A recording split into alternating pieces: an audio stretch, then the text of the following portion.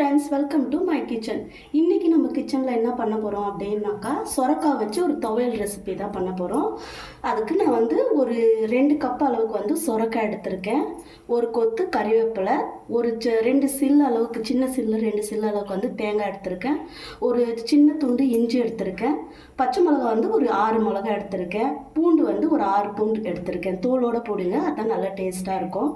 அதே மாதிரி ஒரு 1.5 ஸ்பூன் உளுத்தம்பருப்பு, 1.5 ஸ்பூன் கடலைப்பருப்பு எடுத்திருக்கேன். இவ்வளோ தான். இதை வச்சு நம்ம ஒரு சூப்பரான ஒரு துவையல் ரெசிபி பார்க்கலாம் வாங்க.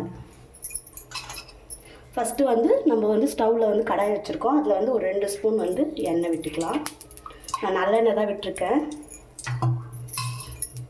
எண்ணெய் காயட்டும். காஞ்ச உடனே நம்ம சொரக்காய் போட்டுக்கலாம். சொரக்காய் நல்லா வதங்கணும். அதுக்காக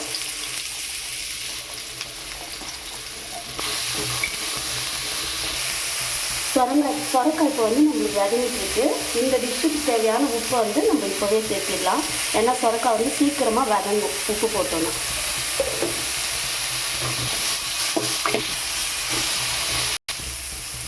இந்த அளவுக்கு வேணும்னா போதுங்க. நல்லா கலர் சேஞ்ச் ஆகிட்டு பாருங்கள். இது இப்போ நம்ம தனியாக ஒரு பிளேட்டில் எடுத்து வச்சுட்டு, இப்போ அதே கடாயிலே இன்னும் ஒரு ஸ்பூன் எண்ணெய் விட்டுப்போம். எண்ணெய் கொஞ்சம் சூடாகட்டும். நம்ம உளுத்தம்பருப்பு, கடலைப்பருப்பு எடுத்து வச்சுக்கோங்க, அது போட்டுக்கலாம். இது கொஞ்சம் ஃப்ரை பண்ணிக்கலாம்.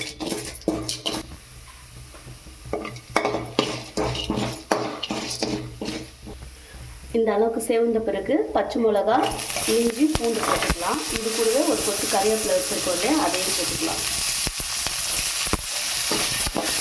நல்லா வச்சுக்கலாம். இப்போது தேங்காய் சேர்த்துக்கலாம். அவ்வளோதாங்க. ஏன்னா இதை நம்ம சொரக்காய் தான் நமக்கு ரொம்ப நல்லா வதங்கணும். இதெல்லாம் கொஞ்சம் லைட்டாக வதங்கினா போதும்.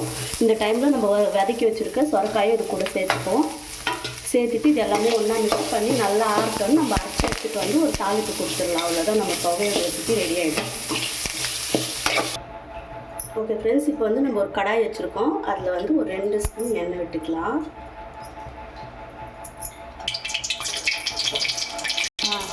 எண்ணெய் காஞ்சிடுச்சு. கொஞ்சோண்டு கடுகு, கொஞ்சமாக சீரகம் போட்டுக்கலாம்.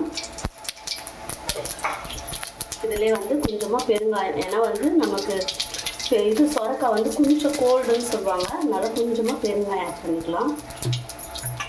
ஒரு 2 கறிவேப்பிலை, அவ்வளோதான். தாளிப்பு முடிஞ்சிச்சு. நான் பிளேட்டிங் பண்ணிட்டு உங்களுக்கு காண்பிக்கிறேன். ஓகே ஃப்ரெண்ட்ஸ், இங்கே பாருங்கள். இன்றைக்கி சூப்பராக அட்டகாசமாக நம்ம ஒரு துவையல் ரெசிபி பண்ணியிருக்கோம். இதில் ரைஸோடு நான் வச்சுருக்கேன். இது இட்லி, தோசை, பூரி, சப்பாத்தி எதோட வேணாலும் சூப்பராக அட்டகாசமாக செட் ஆகும். நீங்களும் ட்ரை பண்ணி பாருங்கள். இது ரொம்பவே சூப்பராக இருந்துச்சு. நான் இதில் கொஞ்சோண்டு நல்லெண்ணெய் விட்டு சாப்பிட போகிறேன். வாங்க ஃப்ரெண்ட்ஸ், எல்லோரும் இன்றைக்கி ரொம்ப அட்டகாசமான ஒரு ரெசிபி சாப்பிட்லாம். ஓகே, பாய்.